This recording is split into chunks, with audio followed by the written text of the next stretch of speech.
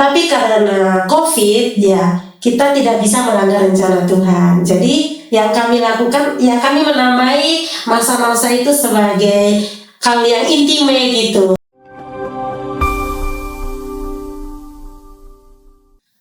Halo sahabat FMM dari Sabang sampai Merauke dan dari berbagai belahan dunia. Kita bertemu lagi di podcast kita di Fiat Media Center FMM Indonesia. Oke, bersama saya Suster Vina FMM. Saya akan berbincang bersama kedua saudari saya, nggak jauh-jauh, sesama suster di kongregasi FMM. Iya. Bersama Saya Suster Skolastika FMM. Dan saya Suster Patricia FMM. Oke, kita mau berbincang-bincang dengan Suster Skolas dan Suster Patris. Kenapa ya? Karena mereka dalam waktu dekat ini mereka akan mengikrarkan kaul kekal. Momen yang luar biasa, momen puncak dalam kehidupan religius bagi biarawati. Nah, mereka akan menyatakan ya seutuhnya mengikuti Tuhan Yesus melalui kongregasi FMM. Sebelum nanti kita akan sharing-sharing bersama kedua saudari, Suster Sekolah dan juga Suster Patricia. Sebelum jauh sharing yang mendalam ya, Suster, kita mau kenalan dulu asalnya dari mana, paroknya dari mana, anak keberapa, silakan. Halo sahabat-sahabat FMM, perkenalkan nama lengkap saya Suster Elfrida Skolastika, biasa dipanggil Suster Skolastika. Saya berasal dari Flores Manggarai, dari paroki Santo Antonius Paduari DMC, dan saya dari Kuskupan Ruteng. Saya anak ketiga dari 3 bersaudara. Oke, silakan Suster Patris. Ya, halo. Ada pepatah yang mengatakan tak kenal maka tak sayang. Saya juga memperkenalkan diri. Nama saya Suster Patricia. Saya berasal dari paroki Salib Suci Soa, Keuskupan Agung Ende. Saya anak kedua dari 5 bersaudara. Iya, Suster Skolas dari paroki RI ya, BAMC. Lalu Suster Patris dari paroki Salib Suci Soa. Ya, yang dari paroki RI, yang dari paroki Salib Suci Soa, silakan komen. Barangkali sama satu paroki dengan Suster Skolas atau Suster Patris ya. Mungkin barangkali juga kenal atau teman kelas ya, jangan-jangan ya. Gitu. Oke, nah Suster ini kan Suster Skolas asalnya dari Manggarai. Lalu Suster Patris dari Soaya. Apakah sebelumnya udah kenal belum? Belum. Nah, kita mau tahu nih awal perjalanan dari Suster Skolas dan juga Suster Patris. Awalnya tuh mulai dari mana sih? Atau mungkin dari sejak kecil kah? Sejak zaman masih ikut bina iman? Atau pas waktu sudah sekolah? Itu. Iya. Oke, silakan. Awal kenal FMM atau terpanggil dulu, nanti baru kayak. Oke. Saya merasa terpanggil setelah saya kelas 12 SMA. Kelas 12. Iya. Wah, udah mau lulus ya? Iya, sebelumnya belum merasa terpanggil mau menjadi suster. Nah, seperti awam-awam biasa, mau jadi guru, mau kerja di bank, calon guru nih ya. Iya. Lalu akhirnya tertariknya pas kelas 12 ya. Ada tidak siapa yang membuat Suster Skolas tertarik gitu? Iya, karena waktu SMA saya tinggal di asrama susteran. Iya, asramanya milik pastoran, tapi dibimbing oleh suster-suster FMM. Nah, dari situ saya karena setiap hari sering bertemu dengan para suster, sering berbicara sama suster, ngobrol, akhirnya saya merasa tertarik mau menjadi suster FMM. Wah, luar biasa ya, ternyata pesona suster-suster waktu itu ternyata membuat tertarik nih Suster Skolas ya. Awalnya justru malah kelas 12 ya, udah mau selesai, sudah punya cita-cita mau jadi guru, ternyata hatinya tertambat ya. Iya. FMM. Kalau Suster Patris gimana? Oke, kalau suster sekolah mungkin SMA. Kalau saya sejak mau dibilang mungkin sejak dari kandungan, karena mama saya pernah bercerita waktu itu Di kandungan. iya, karena kata mama, mungkin mama dulu punya cita-cita mau jadi suster, tapi karena satu dua hal akhirnya tidak jadi. Dan mungkin cita-cita itu waktu mama mengandung ibu mengandung saya, dan cita-cita itu terbawa. Nah, ketika itu mungkin nazar ya dari mama, kalau anak perempuan mungkin nanti jadi suster, tapi kan pilihan itu kan nanti ada di tangan anak. Nah, ketika saya sudah TK, kalau tidak salah ya, TK itu kan belum mengerti dan sering diajak mama ke gereja. Kebetulan di SOA itu ada salah satu-satunya tarekat suster, yaitu FMM. Dan itu cukup terkenal di SOA karena mereka membuka rumah sakit di sana dan pelayanan para suster itu sungguh luar biasa.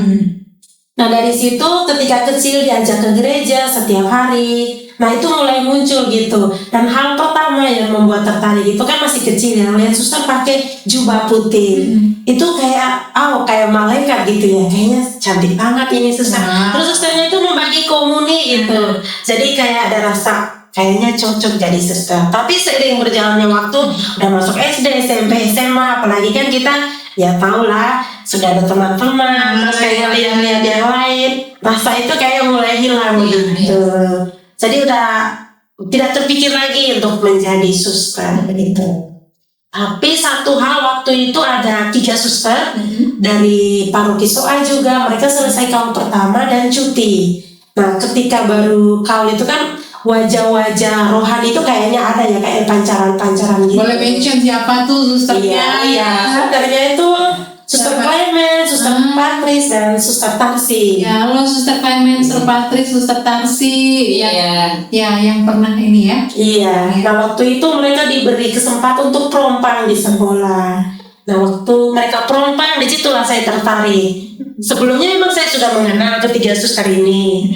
Tetapi karena mereka udah jadi suster kan di pembinaan ya kita tidak pernah ketemu. Tapi ketika mereka pulang, saat itu saya langsung jatuh cinta. Tapi sebelumnya saya sudah punya pikiran begitu untuk saya mau kuliah. Saya sudah punya rencana nanti kuliah, sudah mulai daftar begitu. Tapi ketika melihat ketiga suster itu kayak timbul gitu ya keinginan, kayaknya saya harus melanjutkan cita-cita yang kecil untuk menjadi suster.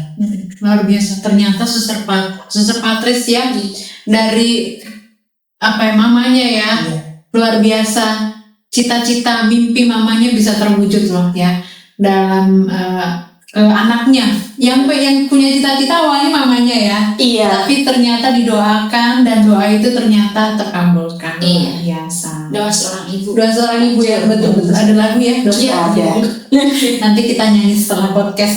Oke, sangat menarik bahwa Suster Skolas dan Suster Patris itu awal panggilannya karena memang mereka berada di lingkungan di mana Suster FMM berkarya ya. Yang satu Suster Skolas pernah merasakan pelayanan Suster FMM yaitu di asrama luar biasa. Siapa tuh suster yang telah memikat ya, boleh mention? Susternya waktu itu siapa aja? Dulu susternya banyak karena ya berganti-ganti. Karena saya dengar misionaris kan dulu 3 tahun karena diganti. Nah dulu ada Suster Hedwig, Suster Hedwig. Iya, terus ada Suster Ina, Suster Patris juga pernah ya, sempat ya.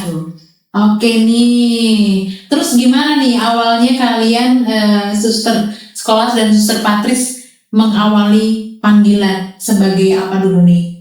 Sebagai calon. Iya. Gimana sih waktu itu? Kita bertemu di kota dingin Bejawa. Iya. Berdua. Iya. Atau ada yang lain? Tidak ada, kami berenam waktu itu. Iya, kita berenam dari berbagai daerah. Manggarai ada 3 ya. 3, terus Kisol 1 dan dari SOA 1. Luar biasa nih. Mereka berkumpul ya seperti itu. Berapa lama kira-kira waktu itu di? 3 bulan. 3 bulan baru ke. Setelah itu kita pisah waktu itu.